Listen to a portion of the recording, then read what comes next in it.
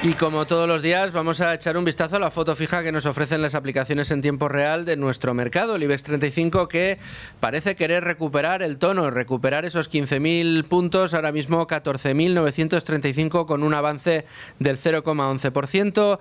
Las compañías que más suben, Acerinox con un 2,08% arriba, Acciona Energía un 1,71% y ArcelorMittal un 1,62% de avance. En cuanto a las que más bajan, Indra un 2,26%, Puig Brands un 1,48% y Bankinter un 0,63%. Como les digo, esta es la fotografía fija que vemos ahora mismo en el mercado español. Pero vamos a saludar ya a nuestro analista de cabecera para el día de hoy y que nos va a ayudar, o eso espero, desde luego preguntárselo, se lo voy a preguntar, para desentrañar un poco uno de los principales problemas que estamos viendo en los mercados a día de hoy y que tiene que ver con ese producto que tanto le gusta a los inversores conservadores en España, que es la renta fija. Ya saludo al asesor de Tercio Capital, Edgar Fernández. ¿Cómo estás? Hola, Luifer, encantado de estar por aquí. Oye, un placer tenerte aquí en Con Ánimo de Lucro, Edgar, ya lo sabes. Ayúdame a entender qué está pasando en el mercado de renta fija, qué problema tenemos. Resulta que cada día que pasa los países desarrollados les cuesta más colocar su deuda. Bueno, esto no es nada nuevo, lo que pasa que a veces a los mercados les cuesta despertar, ¿no? Y es que de forma indefinida no se puede estar continuamente con déficits públicos, es decir, que los estados gasten más de lo que ingresen, aumentando con eso la deuda y esperar que el mercado siempre esté ahí para financiarles, ¿no? Porque cuanto más deuda hay, cuanto más descontrolado está el déficit, más riesgo de impago existe. Entonces, ante aumento de riesgo, aumento de rentabilidad. Y el aumento de rentabilidad significa bajada de precio de los bonos y, por lo tanto, cuando los estados quieran o necesiten refinanciar su deuda, van a tener que pagar más.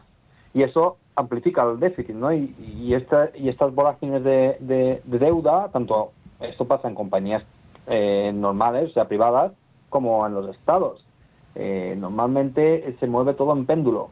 Cuando no necesitas dinero, el dinero te lo dan gratis o a precios muy bajos. Cuando más lo necesitas, te lo van a prestar a un precio más alto. Y eso hará que necesites más dinero, ¿no? Porque si aumenta el coste de tu financiación, vas a tener que pagar más intereses, que esos intereses los vas a tener que financiar porque tienes déficit. No estás en una situación en la que el Estado pueda pagar la deuda con los ingresos que genera mediante impuestos. Es que tienes déficit. Entonces, más intereses, más déficit. Más déficit, más coste de la deuda. Más coste de la deuda, más intereses. Y así de forma indefinida. Y parece que se está levantando pues en todo el mundo.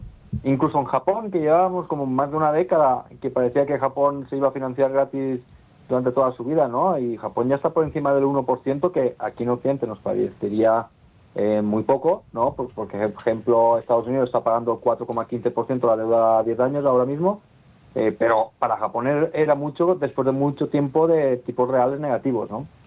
Y yo creo que se están despertando los inversores. Sí, yo también lo creo. Te iba a preguntar por si una casuística tiene también que ver con estas exigencias. ¿Tú crees que no existe, o sí que existe, un cierto temor a un proceso inflacionario debido a ese experimento que se hizo con los quantitative easing y los tipos de interés negativos, de que pues eso, un proceso inflacionario sostenido en el tiempo haga que en aquella deuda más a largo plazo, cuando recuperemos nuestro principal más intereses, no llegue para superar siquiera esa inflación? Claro, es que esa es la cuestión. Si nosotros miramos el índice de liquidez global o, por ejemplo, el M2 de Estados Unidos, que es el que más controlo, está en máximos. Incluso por encima de 2021, cuando se emitió tantísima liquidez en el mercado para salir del COVID, ¿no? Ya estamos por encima del nivel de 2021 en términos de liquidez. Y esto se traduce en inflación que quizás no vemos todavía en el índice general de precios, porque al final los índices generales de precios o los índices de inflación se construyen con una cesta de bienes. Pero esa cesta de bienes no refleja todo lo de la economía, no refleja todo. Los activos financieros, por ejemplo, no están reflejados en la cesta de bienes. Y vemos que las bolsas mundiales pues están en máximos o cerca de máximos, o la compa estadounidense pasando máximos cada día, ¿no? Y hay un nivel de liquidez muy grande que si esto se traduce a la economía real, que eso se hace a través del sistema bancario mediante la expansión de crédito, va a haber inflación. y las expectativas de inflación están aumentando. Entonces, si las expectativas de inflación están aumentando, también los inversores se dan cuenta, oye, yo no me voy a exponer a renta fija a este precio porque no me va a cubrir la inflación, por lo tanto exijo mayor retorno. ¿Vale? Entonces, al final, la rentabilidad de los bonos públicos es una mezcla de riesgo y expectativas de inflación. Si crees que el riesgo de impago va a aumentar, aumenta el precio. Si crees que la inflación va a aumentar, aumenta el precio. Y si aumenta el precio, lo que sucede con los bonos que ya están en cartera de los inversores es que se deprecian.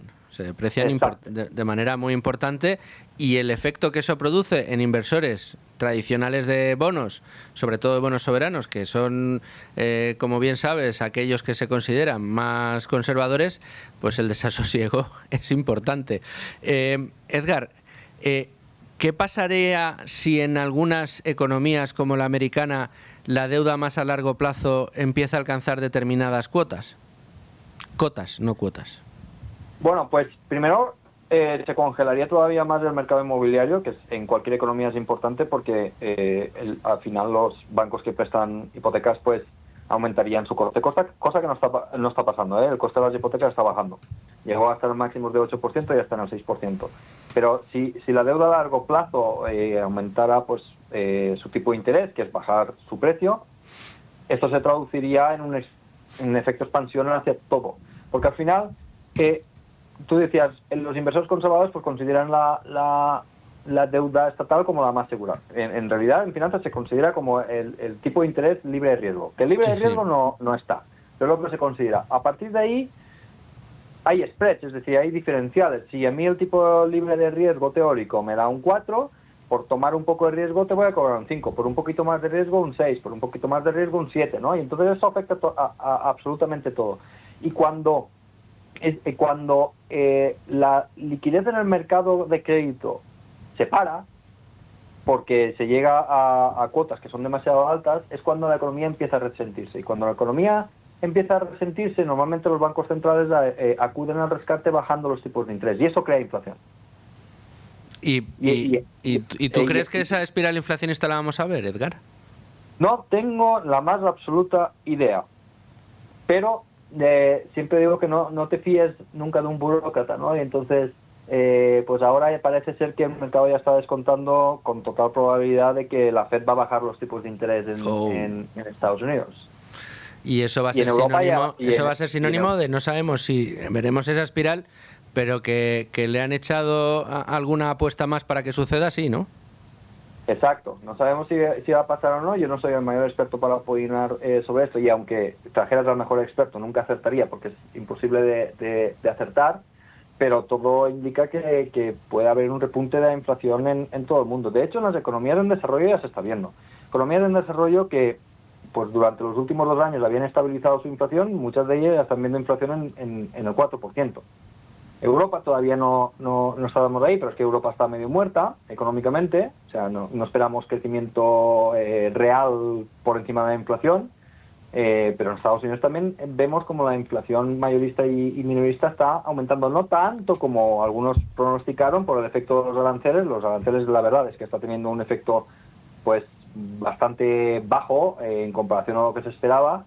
Pero sí, lo que te decía antes, los niveles de liquidez, la M2 está aumentando, están máximos históricos, no deja de aumentar. Si la Fed baja los tipos de interés, esto hará que haya una expansión de crédito, y si hay expansión de crédito habrá inflación en un momento o en otro, o en algunos activos sí y en otros no. Pero vamos, que es de esperar. Y las bolsas en general también lo están reflejando, porque al final lo ves que están en máximos. ¿Por qué? Pues porque aquellas compañías que forman parte de los índices son aquellas que son más grandes y por consecuencia son aquellas que están más preparadas para un periodo inflacionista. O sea, a Meta, por ejemplo, que es muy importante en la S&P 500, no le afecta la inflación. Pues sube los precios y ya está, tienen poder de mercado. Entonces, las bolsas también están reflejando un poco eso. Edgar, y entonces, en esta situación de mercado en la que nos encontramos, un inversor como tú, ¿cómo se prepara? Activos escasos. Es relativamente fácil de decir, no tan fácil de encontrar. ¿Activos que has dicho? ¿Escasos? Escasos. A ver. Porque la inflación no es más que una pérdida de poder adquisitivo de la moneda, ¿vale? ¿Hablas de oro y plata?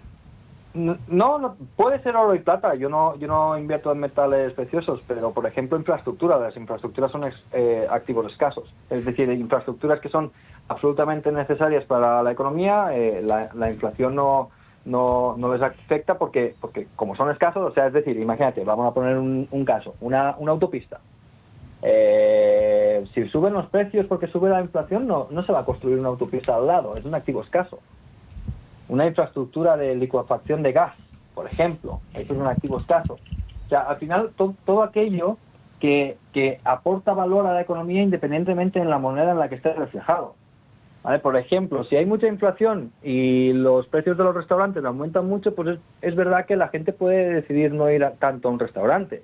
Pero si aumenta mucho la inflación y tú para poder tener electricidad tienes que pagar un mayor peaje por licuefacción de gas, pues no tienes una alternativa, pues lo vas a pagar.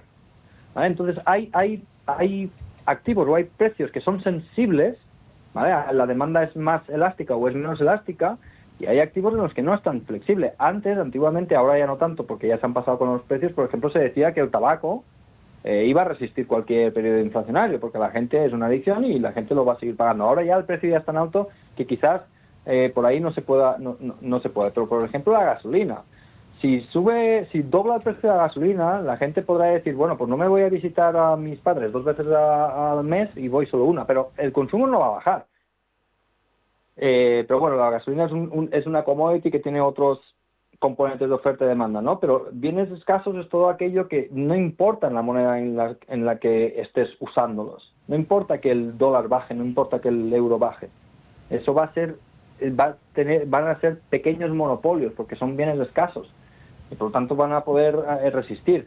Esto, bueno, en finanzas o en el mercado decimos hay que invertir en activos tangibles, ¿no? Es lo que más se dice. Pero bueno, para mí hay activos tangibles y activos tangibles. Hay que son escasos y hay que no son escasos. Por ejemplo, el inmobiliario, ¿no? Si hay inflación, el inmobiliario siempre va a resistir. No porque puede haber un boom de construcción. Pero donde hay activos que son verdaderamente escasos, que no son replicables y que solo puede haber uno, esos no les afecta a la inflación. Además, les puede hasta beneficiar. ¿Por qué? Porque la deuda la tienen a tipo fijo, con la inflación esa deuda pierde valor y ellos pueden subir los precios. Pues fíjate qué lección magistral nos has dado en 15 minutos de cómo capear la situación actual y qué podemos esperar de ella. Edgar Fernández, analista, amigo de esta casa y analista cabecera con ánimo de lucro. Te agradezco muchísimo que hayas estado con nosotros. Gracias, Luis. Un abrazo muy fuerte. Un abrazo.